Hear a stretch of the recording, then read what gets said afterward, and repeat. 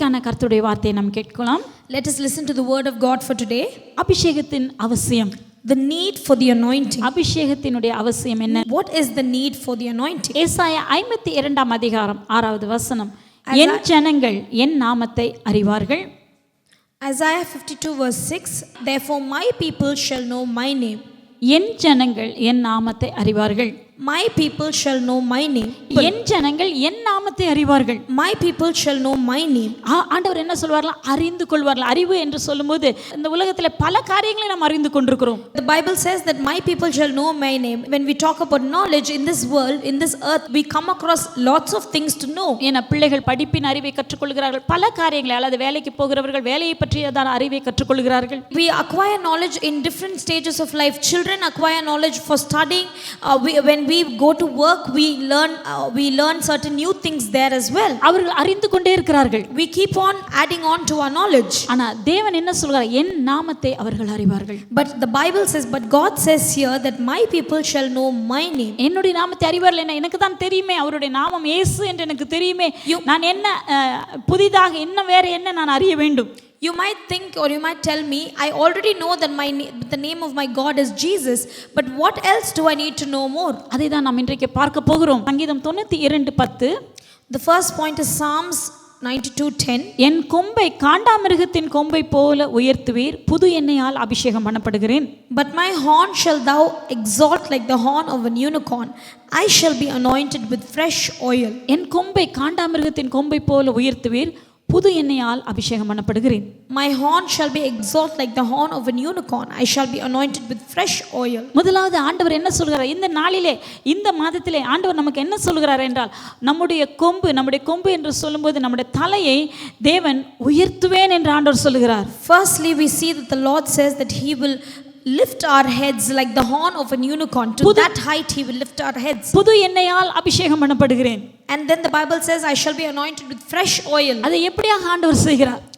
How does the Lord do this? உயர்த்துகிறார். தேவன் தன்னுடைய ஜனத்தை உயர்த்த விரும்புகிறார். காண்டாமிருகத்தின் கொம்பை போல, அதாவது வித்தியாசமாக தெரியும். காண்டாமிருகத்தின் கொம்பு என்று சொல்லும்போது அது ஒரு வித்தியாசமாக தெரியக்கூடியதான ஒன்றாக என் ஜனத்தைக்கு நான் கிரியை செய்வேன் என்று ஆண்டவர் சொல்கிறார். God says that he will lift the heads of his children like that of the horn of a unicorn. The horn of a unicorn is supposed to be a horn which is of a great height, which means God wants to lift your head to that level. தேவன் விருப்பமாக இருக்கிறார். உயர்த்துவது தேவனுடைய திட்டமாம். And God wants to lift you up. It is also the desire and plan of God that he must lift you up. இன்றைக்கு நன்றாக இந்த வசனத்தை நீங்கள் புரிந்து கொள்ளுங்கள். Let us understand this verse very well today. நாம் ஆராதிக்கிறதான தேவன் எப்படிப்பட்டவர்?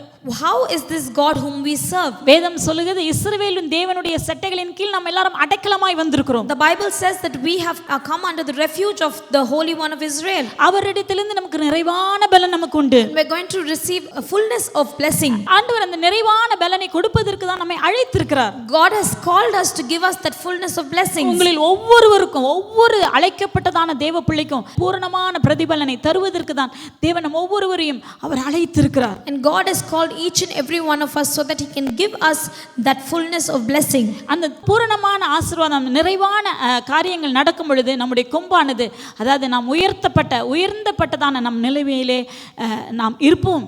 And when you receive that fullness of blessing, that complete blessing, when you receive it, we will be in a very high level.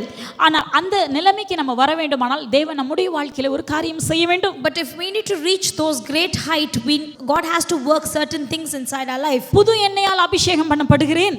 The Bible says I shall be anointed with fresh oil. அப்படியானால் அவருடைய வாழ்க்கையில இந்த இடத்துல பார்க்கும்போது தாவீதினுடைய வாழ்க்கையில அவர் புதிதாக தேவனிடத்திலிருந்து அபிஷேகத்தை பெற்றுக்கொண்டார். This verse talks about the life of David. The Bible says that David was anointed with fresh oil.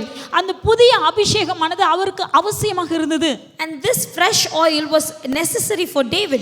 அந்த அபிஷேகத்தை அவர் பெற்றுக்கொண்ட பிறகு அவருடைய வாழ்க்கையில ஒரு வித்தியாசத்தை அவரால் பார்க்க முடிந்தது. And after he received this anointing, he was able to see a difference in his life. ஆகவே அபிஷேகம் என்று சொல்லும் பொழுது, அபிஷேகம் என்பது தேவன் நமக்கு எதற்காக தருகிறார் என்றால், இனி வரும் நாட்களிலே நமக்கு ஒரு புதிய விஷன் அல்லது புதிய தரிசனத்தை, நம்முடைய வாழ்க்கை குறித்து, நம்மை குறித்ததான புதிய காரியங்களை நமக்கு உணர்த்துவதற்கு தேவன் அபிஷேகத்தை தருகிறார். So we can understand that the reason behind God giving us this anointing or anointing us with fresh oil is so that new things may happen in our life. ஆகவே இன்றைக்கு நாம் அபிஷேகத்தினுடைய அவசியத்தை நாம் புரிந்திருக்க வேண்டும். So it is important we know the need for the anointing. அபிஷேகம் என்று சொல்லும் பொழுது அது ஏதோ ஒரு அந்நிய பாஷையில பேசுவதும் அல்லது வெறுமையாக ஒரு சரீர பிரகாரமான நம்முடைய மாம்சத்திலே நாம் தேவனுடைய வல்லமையை உணர்வது மாத்திரம் அபிஷேகம் அல்ல.